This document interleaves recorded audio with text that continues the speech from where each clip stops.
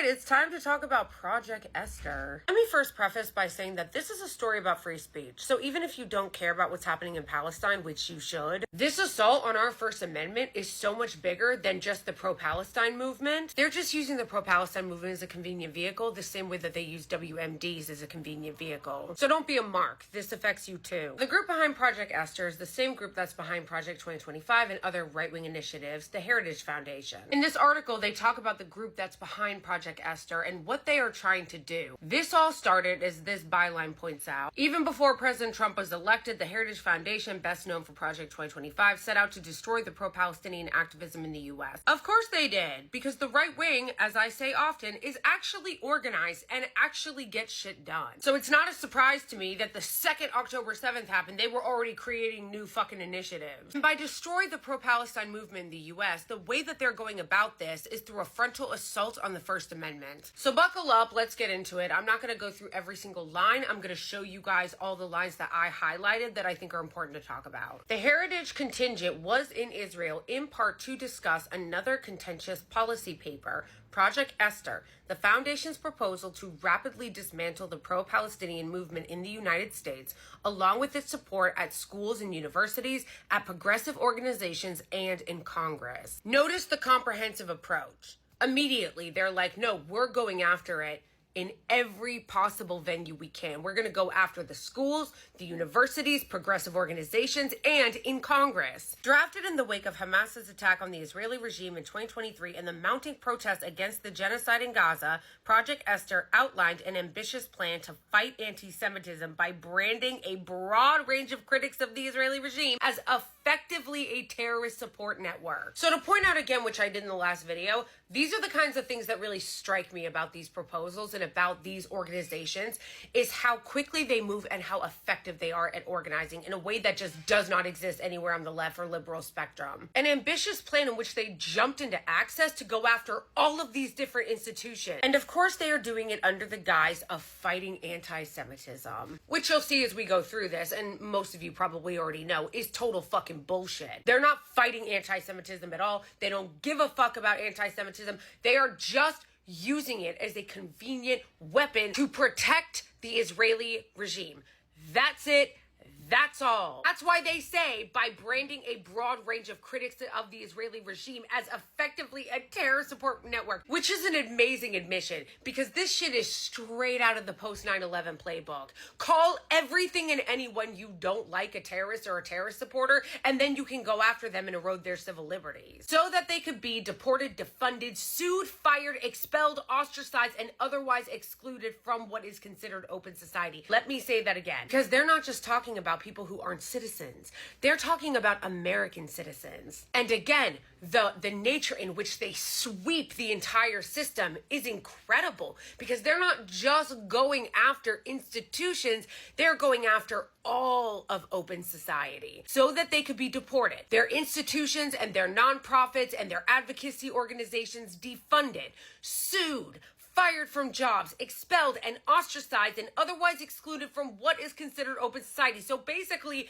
everything. They don't just tackle one thing, bro. They're like, nah, we got to go into the universities, into social media, into people's personal lives, like everything. Republican and Democratic administrations alike have long supported and funded the Israeli regime as a crucial ally, and there have been bipartisan efforts to counter criticism of the Israeli regime by labeling a range of speech and organizing in support of Palestinian rights as support for terrorism. That's the whole fucking game. Like, that is the whole plan. That is the whole plan. Take any criticism of this foreign government and label it anti-Semitic and support for terrorism. That way, they not only get to ostracize you from polite society by calling you a racist and an anti-Semite, but they can also deplatform you, defund you, get you kicked out of school, get your funding stripped if you're an organization, an advocacy organization, sue you, get you fired from your job, or if you're not a citizen, deport you. But Project Esther aims to go further, equating actions such as participating in a pro-Palestinian campus protest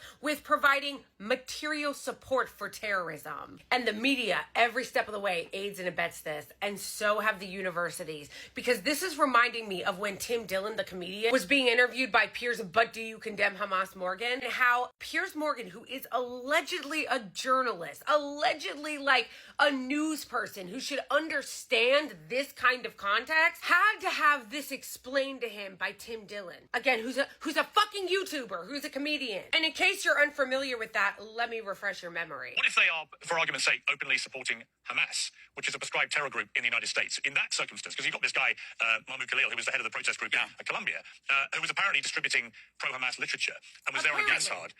Would that change your thinking about somebody like that? What is Hamas literature? Is it like the brochure that says "Welcome to Hamas"?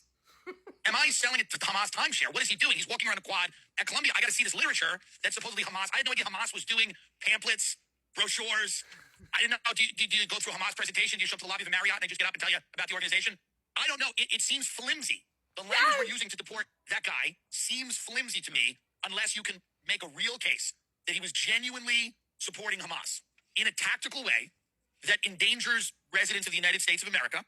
If he beat up a Jewish student, if he committed a crime, if he, all of these things. But if he's just voicing a very anti-Israel point of view, I think deporting him is going to feed the flames of a lot of people that think that we're doing things at the behest of Israel and that we're compromising our values to do it. I think that's one of the most embarrassing clips of Piers, but do you condemn Hamas Morgan that I've ever seen. The fact that he made his whole career comeback off of pretending to care so much about free speech and being against cancel culture, because let's not forget that.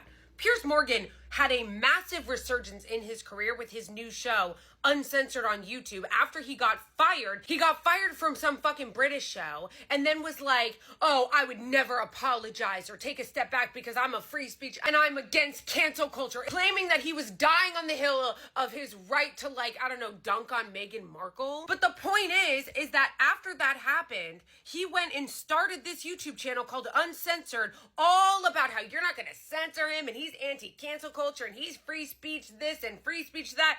But then he's sitting here with Tim Dillon, who is a fucking YouTuber and a comedian, and he's having to explain to him that not only if you claim to be a free speech defender, that you need to defend the free speech rights of Americans and non-Americans alike to criticize a foreign fucking government, and yes, to be anti-Israel. You can't just take the government's fucking word for it when they claim that he's handing out pro-Hamas literature or that he's providing material support to terrorism because they fucking said so. Like, why is he having to tell him this? It's so embarrassing for Piers. Anyway, the point of that detour was to say that when you read about what Project Esther is doing, and you read about how they plan to go after people by using those exact bullshit claims that they used against Mahmoud Khalil, you cannot ignore the media's role in it. Because it is people like Piers, but do you condemn Hamas Morgan, that gets on his show while he claims to be uncensored and against cancel culture and pro-free speech, and does the propaganda work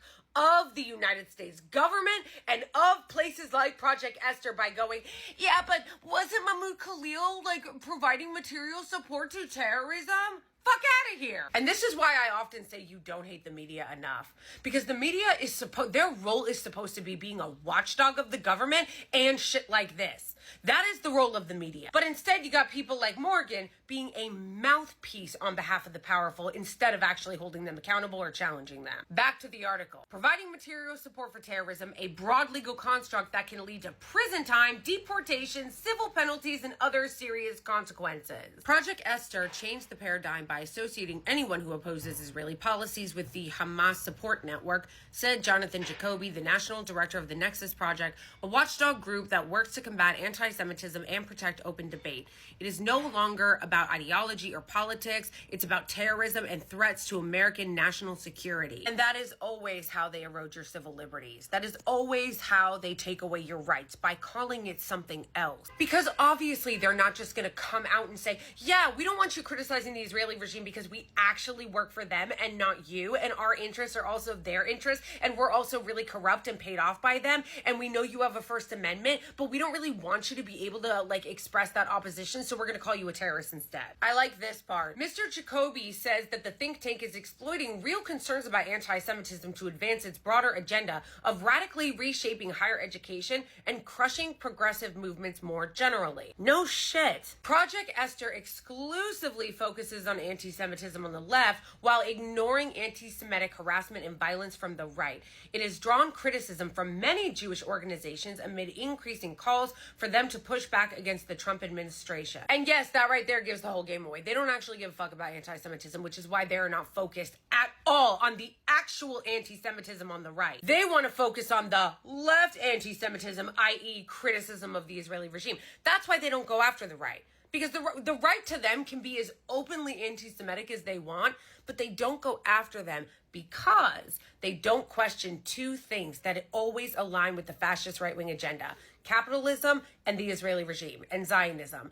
Lots of psychotic right-wingers support the Israeli regime, even Christian Zionists, because they think it's going to usher in the end times. So the powers that be don't go after them because they don't actually threaten their power. That is the reason why the left is always targeted. And I'm not talking about the Democrats or the liberals or even the progressives. I'm talking about the actual left, like pro-Palestine movement protesters. They go after them because they actually threaten the powerful. They threaten their money. The left is actually threatening to the capitalist agenda and to imperialism, and that is why they focus on crushing them and why they don't go after the right. The ones who are actually anti-Semitic on the right. They don't go after them because they're like, we don't really give a fuck. You can be a Holocaust denier and openly anti-Semitic so long as you support the Israeli regime and Christian Zionism, and of course so long as you're a capitalist so you don't threaten our interests financially. Trump is pulling straight from the authoritarian playbook, using tools of repression first against those organizing for Palestinian rights, said Stephanie Fox, director of Jewish Voices for Peace. Yeah, which by the way, that also gives the game away that this isn't about anti-Semitism at all, because why are you going after Jewish Voices for Peace? Why are you going after Jews? Because I don't give a fuck about Jews. They're just using identity politics as a way to push this agenda forward. I love this part too. In recent years, the support took a new dimension as the foundation blamed the diversity, equity, and inclusion initiatives that gained prominence after George Floyd's murder in May 2020, along with other progressive movements, for rising anti-Semitism on campuses. Which is amazing that they're trashing DEI and identity politics when I have never seen identity politics weaponized more than what the Israeli regime has done. Literally the most extreme example I've ever seen. They have used the language of safe spaces on these college campuses to go after the pro-Palestine students. And these people don't even know what DEI means in the context of public policy. They just think, oh, black people, trans people, bad. I just think it's funny that they have the nerve to criticize it when I have never in my life seen more of a cynical weaponization of identity politics than the Israeli lobby has weaponized Jewish identity since October 7th. The Biden administration had already released what it called the first national strategy to combat anti-Semitism, vowing to address the issue. The ADL counted over 9,000 anti-Semitic incidents across the U.S. in 2024, the highest on record since it began tracking them 46 years ago. Which, by the way, I will point out that that number is bullshit, because what they consider an anti-Semitic incident is a person wearing a keffiyeh. They consider an anti-Semitic incident a person saying free Palestine. Also, the ADL are a joke. They claim to be a civil rights organization, and yet when Jonathan Greenblatt, who is the head of the ADL, was asked what he was going to do to protect Palestinian protests or speech, this is what he said to Dana Bash just a few weeks ago. Dana Bash, who incidentally is also a Zionist extremist. And the Trump administration is also arresting international students, revoking some of their visas. You have been really clear that due process is essential. You have said that it's not even remotely clear that this has been the standard. What is the ADL doing to pressure the White House to give students who are being arrested due process? Well, look, at the ADL, it's our job to protect the Jewish people. We're not sort of public defenders for some of the Hamasniks on these college campuses, and I don't want to be. And I think I really need to say that. You take Mahmoud Khalil. I've been telling you guys for a while that the ADL is trash, and this is just one more example of that. What a fucking liar Jonathan Greenblatt is. First of all, he's racist, so let's just get that out of the way, okay? He's an anti-Palestinian, anti-Arab racist who goes on to call Mahmoud Khalil very problematic because he participated in the pro-Palestinian protests. And as you heard there, called him a Hamasnik. But he's also a liar because he's like, oh, our job is to only protect the Jewish people, not to protect the Hamasniks. No, the reason why Dana Bash thought to ask you that question, which of course she didn't follow up, she didn't push back on any of the fucking bullshit he said, because she's also there to be a Zionist extremist that helps manufacture consent for genocide and manufacture consent for Project Esther. But she asked what they were doing to push back against the White House and try to pressure them when it came to defending civil liberties, because that is in fact actually something they claim to do. In fact, Greenblatt himself loves to brag about how they stood up against the Trump administration's Muslim ban in the first term. Yes, their main focus is anti-Semitism, but like with the Muslim ban, they claim to be a civil rights organization that fights for all people's civil rights. And yes, Jonathan Greenblatt, that would include civil liberties and due process even for Palestinians. Once again, they claim that part of their mandate is protecting democracy, including civil liberties. You should take the ADL as seriously as you take CNN. So remember that the ADL was already working to get TikTok banned during the Biden administration and actually help get that bill passed, and Biden signed it, but that they were also the group that was helping to push the so-called Anti-Semitism Awareness Act last year. The group decided to begin their own national task force and release a statement of purpose that affirmed a definition of anti-Semitism that is hotly debated because it considers some broad criticisms of Israel to be anti-Semitic. We're talking again now about Project Esther. Anti-Semitism. We recognize that any attempt to delegitimize, boycott, divest, or sanction the modern state of Israel or bar Jews from participating in academic or communal associations must be condemned. We recognize that anti-Zionism is anti-Semitism are the different manifestations of the same hatred against the Jewish people. That is not only the definition that was adopted by Project Esther. Once again, it was the same definition that was pushed in that Anti-Semitism Awareness Act that was passed in the House last year with bipartisan support, of course. And I don't think I need to explain to most people that that definition is outrageous. Zionism is an ideology, and as you'll see as we continue in this article, a lot of the people behind Project Esther are Christian Zionists, because most of the people at the Heritage Foundation are Christian Zionists. And of course, they give the fucking game away in the first line. Oh, so anti-Semitism is actually boycotting a state, a government, and a foreign government. Absurd. You have abso-fucking-lutely no right to tell an American what they can and can't boycott. Period. Dozens of groups joined the task force, but an overwhelming number had something in common, Ms. Carafarina said during a January 2024 meeting. They weren't Jewish. A short list of initial members that the Heritage posted online consisted mainly of conservative and Christian organizations. Everyone remember that, because so much of this horse shit that is being pushed under the guise of protecting Jewish people are actually lunatic Christian Zionists that a lot of times are anti-Semitic themselves, don't give a fuck about Jewish people. They're just lunatics like Mike Huckabee, who's the current ambassador to the Israeli regime, and they want the state of Israel there so that it will usher in the end times, they think. Which, side note, is also a lunatic theory that actually isn't based in any real biblical principle, but that's a whole other video. By summer 2024, Heritage had finalized a national strategy that aimed to convince the public to perceive the pro-Palestinian movement in the United States as part of a global Hamas network that poses a threat not simply to American Jewry, but to America itself. That's why you guys have to always keep your ears open when you hear things like, oh, Sharia law, jihad, radical Islam. That's all that is. That's all that is. They hate America. All of this is a made-up strategy done specifically like places like the Heritage Foundation so that they can try to convince Americans to be on board with this bullshit. It's honestly no different than what they did after 9/11.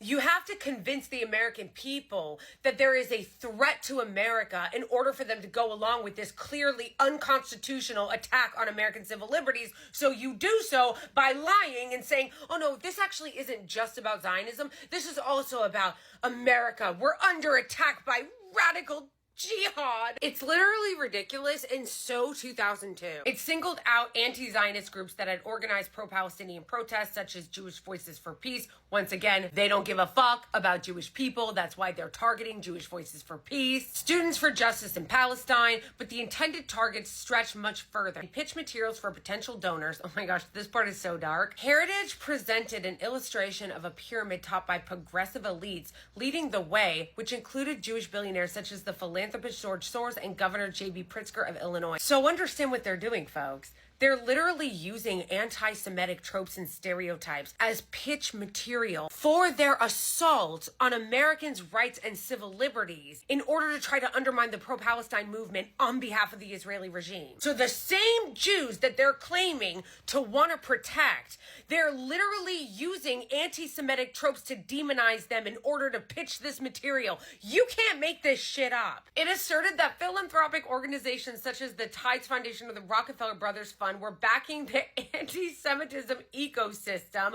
Later, the Heritage Foundation added the names of what it called the aligned politicians such as Bernie Sanders and Elizabeth Warren, which I always find amazing because both Bernie Sanders and Elizabeth Warren have defended Zionism and the Israeli regime. They just said, hey, maybe don't kill all of them. But that was too much for the Heritage Foundation. The pitch materials were first reported by The Forward, including goals such as reforming academia, defunding institutions, denying certain pro-Palestinian groups access to campuses and removing faculty, lawfare, filing civil lawsuits identifying foreigners vulnerable to deportation, other initiatives including plans to enlist support from state and local law enforcement to generate uncomfortable conditions so that groups could not conduct protests. That is not only an insane admission, but again, it makes me wonder, where is the pushback? I am not surprised at this point that they're using insane tactics like this and using a multi-pronged approach to go after every single facet of American life and every institution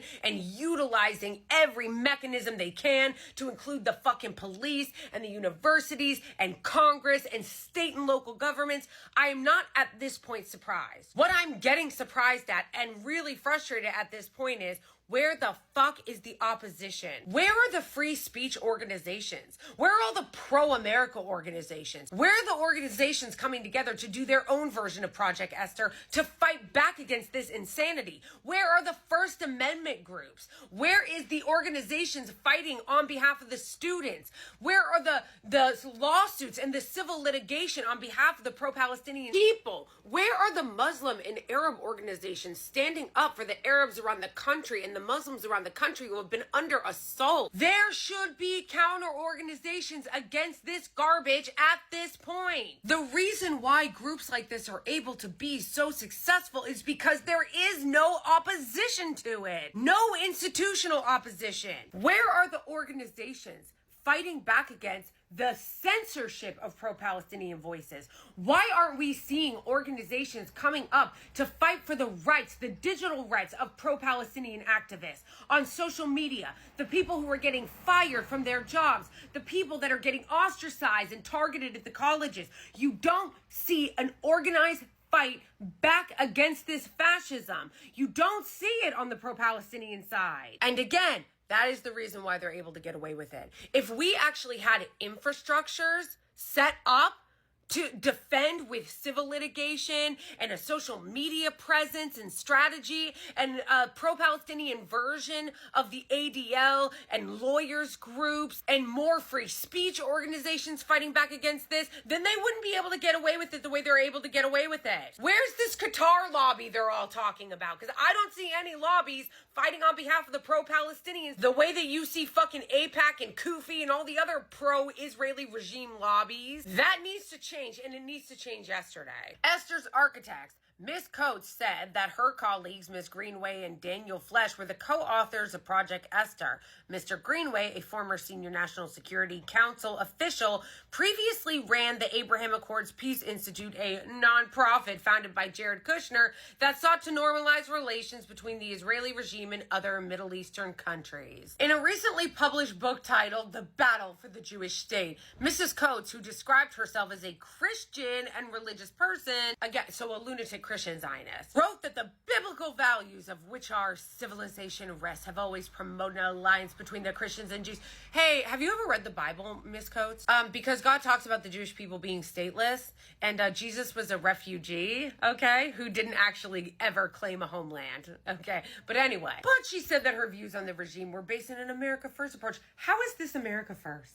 In any shape. How is taking away the free speech rights and civil liberties of American citizens America First? Also, why do we need the Israeli regime to bolster American interests in the Middle East? We already have a fuck ton of allies there. Somebody make it make sense. We're already allied with Qatar. We're already allied with Saudi Arabia. We're already allied with Jordan and Egypt. What do we need them for? It seems to me that they cost us a lot more fucking trouble. But what do I know? I'm just an American taxpayer, so they're sugar daddy. But this was the part that I was really looking forward to getting to, because it really shows you what garbage these universities are. This is the part that really shows you just how vapid these universities are, how little they give a fuck about their students, about free speech, about academic freedom, and how all they really care about is fucking money. In December, a little-known nonprofit that promotes foreign policy discourse on college campuses hosted Ms. Coates to speak about her new book. She revealed her own perspective on how the tactic of slashing federal funding to universities could be used to bring them to heel.